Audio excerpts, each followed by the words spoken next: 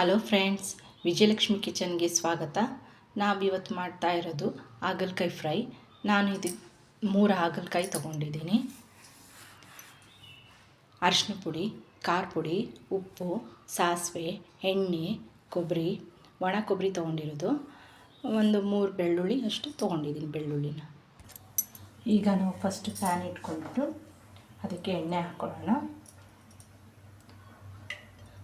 ಒಂದು 5 ಸ್ಪೂನ್ ಎಣ್ಣೆ ಹಾಕ್ತಾಯಿದ್ದೀನಿ.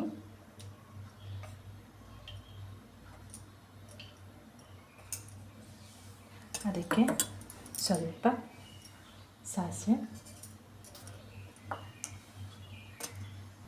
ಸಾಸಿವೆ ಚಟಪಟ ಅಂತ ಇದೆ. ಈಗ ಹಾಗಲಕಾಯಿ ಹಾಕ್ತೀನಿ.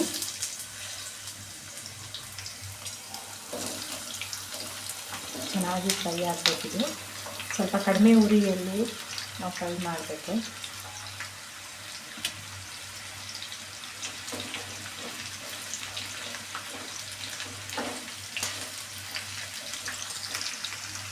ಸ್ವಲ್ಪ ಗೋಲ್ಡ್ ಕಲರ್ ಬರೋವರೆಗೂ ಈ ರೀತಿ ನಾವು ಎಣ್ಣೆಯಲ್ಲೇ ಫ್ರೈ ಮಾಡ್ಕೋಬೇಕಾಗುತ್ತೆ.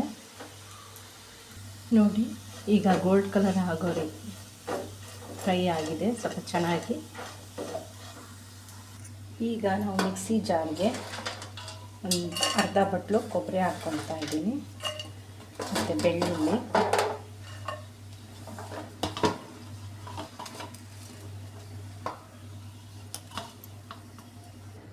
ರುಚಿ ತಕ್ಕಷ್ಟು ಉಪ್ಪು, ಒಂದು 3 ಸ್ಪೂನು ಖಾರ ಪುಡಿ ಹಾಕ್ತಾಯಿದ್ದೀನಿ. ನಿಮಗೆ ಖಾರ ಎಷ್ಟು ಬೇಕೋ ಅಷ್ಟು ಹಾಕೋಬೋದು. ಸ್ವಲ್ಪ ಅರಿಶಿನ ಹಾಕ್ತಾಯಿದ್ದೀನಿ. ಇದೆಲ್ಲನೂ ಮಿಕ್ಸಿ ಮಾಡಿಬಿಡ್ತೀನಿ. ಈಗ ಮಿಕ್ಸಿ ಮಾಡಿರೋದನ್ನು ಹಾಕೋತಾ ಇದ್ದೀನಿ.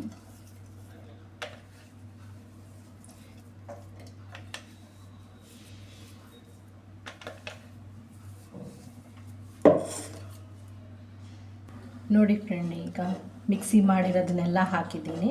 ಇದು ಚೆನ್ನಾಗಿ ಮಿಕ್ಸ್ ಆಗಿದೆ. ಇದು ರೊಟ್ಟಿ ಚಪಾತಿ ಜೊತೆಗೆ ತುಂಬ ಚೆನ್ನಾಗಿರುತ್ತೆ.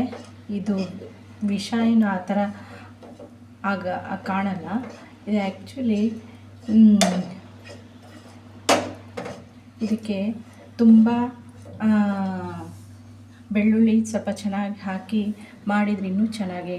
ಇದು 1 ವಾರ ಆದ್ರೂ ಕೆಡೋದಿಲ್ಲ. ಇದಕ್ಕೆ ನೀರೇನು ಹಾಕಿಲ್ಲ, ಮಿಕ್ಸಿಗೂ ನೀರು ಹಾಕಿ ಮಾಡಿಲ್ಲ. ಹಾಗೆ ಫ್ರೈ ಮಾಡ್ಕೊಂಡಿರೋದೆಲ್ಲದನ್ನು. ಹಾಗಲಕಾಯಿ ಫ್ರೈ ರೆಡಿಯಾಗಿದೆ. ಇದು ತುಂಬ ಚೆನ್ನಾಗಿರುತ್ತೆ ರೊಟ್ಟಿ ಚಪಾತಿ ಜೊತೆಗೆ. ಧನ್ಯವಾದಗಳು.